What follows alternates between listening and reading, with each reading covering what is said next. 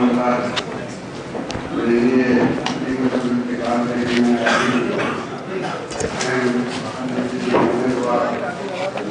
جو عبداللہ شبلی رحمۃ اللہ علیہ کو جو قوم کا اور ملت کا درد تھا اور اس وقت کے حالات کو سامنے رکھتے ہوئے جو ان کو اندر تقاضا پیدا ہو رہا تھا کہ ملت کی سربلندی کے لیے کیا کیا جا سکتا ہے۔ اس ملک میں مقام سے پہلے اور مقام کے بعد جو حالات بن رہے ہیں وہ دردناک اور افسوسناک حالات تھے ملت کے لیے۔ آپ جو تاریخ کو مطالعہ کیا ہے تو جانتے ہیں اس کو، اور 1857 میں جو واقعہ پیش آیا ملت میں ناکامی ہوئی اور ناکامی ملت کے ساتھ رسوائی کے ساتھ ہوئی۔ اس وقت جو ذہن اور جو قلوب حساس تھے، اللہ نے ان کو توفیق دی تھی، حالات کو دیکھ رہے تھے، سمجھ رہے تھے، وہ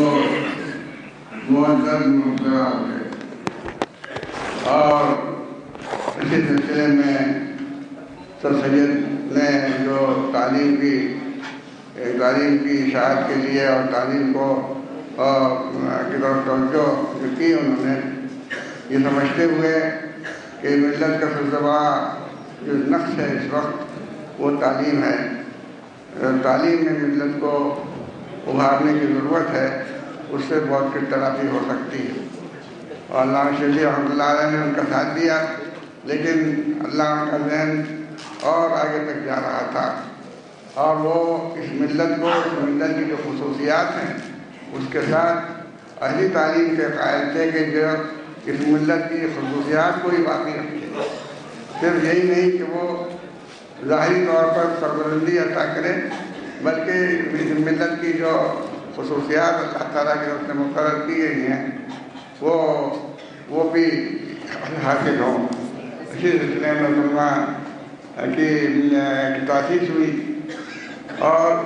ان کو ادھر عالم اسلامی کو کہ انہوں نے جائزہ لے رکھا تھا، صرف ہندوستانی نہیں بلکہ پورے عالم اسلام میں ملت کو جو طرح طرح کی رسوائی اور ذلت ہو رہی تھی، وہ سب ان کے لیے دل کے درد کی صورت میں پیدا ہو گئی، اور انہوں نے یہ دیکھا کہ اسلام کو بدنام کرنے کی، اسلام کی سربلندی جو صدیوں رہی ہے اور دنیا میں سب فائق رہے ہیں، تعلیم میں بھی، علم میں بھی اور سیاست میں بھی، اس کے بعد اب ان کا یہ حال ہو رہا ہے کہ سب ان کو بہت ہی پسماندہ ملت کی حیثیت سے دیکھ رہے ہیں اور ان کے ساتھ معاملہ کر رہے ہیں،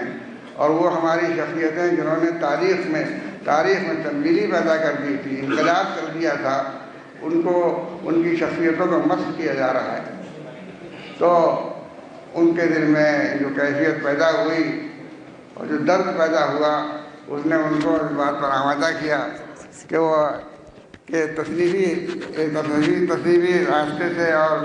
تصویر تعلیم و تحقیق اور بحث کے راستے سے اس بات کو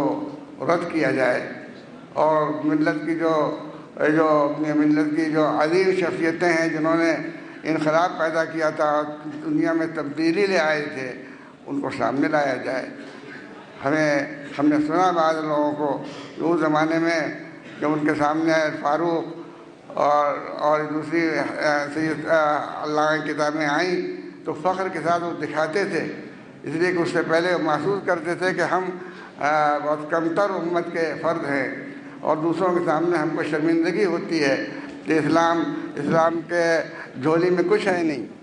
اسلام کی جھولی میں فرسودہ چیزیں ہیں، کوئی ایسی چیز نہیں ہے جس سے اس دور میں وہ سربلندی اپنی ظاہر کر سکیں۔ تو کتاب دکھاتے تھے اور فخر کے ساتھ کہتے تھے کہ یہ دیکھو یہ کتاب۔ علامہ شبلی رحمۃ اللہ علیہ نے وہ زبردست کام انجام دیا کہ ذہنوں کو متاثر کیا، ذہنوں کو متاثر کرنے کی ضرورت تھی، اور جو اسلام کے خلاف جو فتنہ تھا، جو ذلت و رسوائی کا داغ لگا رہا تھا وہ علامہ رشیدی نے دور کیا اپنی تصنیفات کے ذریعے سے. اور پھر یہی نہیں کہ اس کو دور کیا بلکہ انہوں نے اس کا ایک راستہ بنا دیا، اور وہی راستہ دارالمصنفین ہے جو آپ کے سامنے ہے.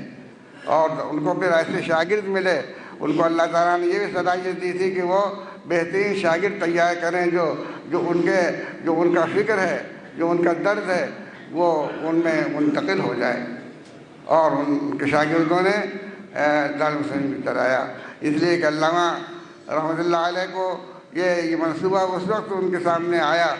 کہ اس کے بعد ہی ان نے وفا نہیں کی اور اس دنیا سے وہ تشریف لے گئے. لیکن شاگردوں کی ایسی ٹیم چھوڑ کے گئے کہ جس نے ان کے کام کو دنیا میں پیش کیا، اور اسی راستے پر وہ چلے. اور انہوں نے وہ ایسی تاریخ،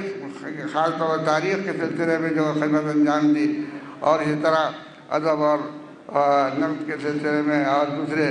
علوم کے سلسلے میں اس نے ایک نیا اسلوب پیدا کر دیا. جو اسلوب اس وقت تک چل رہا تھا، مسلمان جس اسلوب میں اپنی بات کو کہتے تھے اس کا اثر دوسروں پر پڑتا نہیں تھا. تو ایک نیا اسلوب پیدا کر دیا جو ذہنوں کو بھی مطمئن کرے اور دلوں کو بھی مطمئن کرے. اور الحمدللہ دارالمصنفین نے اس راستے پہ چل کر بڑا اچھا لٹریچر تیار کیا. وہ علامہ کے شاگردوں نے اس کو اس طرح علامہ کی فکر کو ہضم کیا اور ان کی فکر کو اس طرح اپنایا کہ ان کا منصوبہ بہت اچھے طریقے سے جاری رہا اور چلتا رہا. آج اس کو 100 سال ہو رہے ہیں، اور یہ خوشی کی بات ہے کہ اس موقع پر جائزہ لینے کے لیے یہ ایک کانفرنس ہو رہی ہے. اس میں ہمیں جائزہ لینا چاہیے کہ دارالمصنفین نے کتنی بڑی خدمت انجام دی اور علامہ شبلی رحمۃ اللہ علیہ نے کیا کارنامہ انجام دیا. اس کو دیکھا جائے، اس لیے کہ جب مثالیں سامنے ہوتی ہے تو آدمی کو اپنا راستہ بنانے میں آسانی ہوتی ہے. اب دارالمصنفین کو بھی اس جائزے کے بعد کام کو آگے بڑھانے اور بہتر بنانے کی طرف توجہ کرنے کا موقع ملے گا. میں دارالمصنفین میں جن لوگوں نے بڑی خدمات انجام دی اور انہیں علامہ کی شاگردی کا پورا حق ادا کیا، اور وہ ہمارے علماء کے لوگ پیش رہے. الحمدللہ علماء کہ جو علامہ شبلی رحمۃ اللہ علیہ کے فکر کا پرتو تھا، اور اسی طرح دارالمصنفین دونوں میں آپس میں تعاون رہا، اور یہ تعاون برابر جاری ہے اور ہمیں اس پر فخر ہے. اور ہم اس تعاون کو چاہتے ہیں کہ جاری رہے اور بلکہ اس میں اضافہ ہو. اور ہم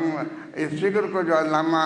ہم کو دے گئے ہیں اس فکر کو ہم ترقی دیں، اور اس فکر کے مطابق ہم ملت کی جو خدمت انجام دے سکتے ہیں انجام دیں. انشاءاللہ ہمارا یہ سیمینار اس سلسلے میں ہمارے لیے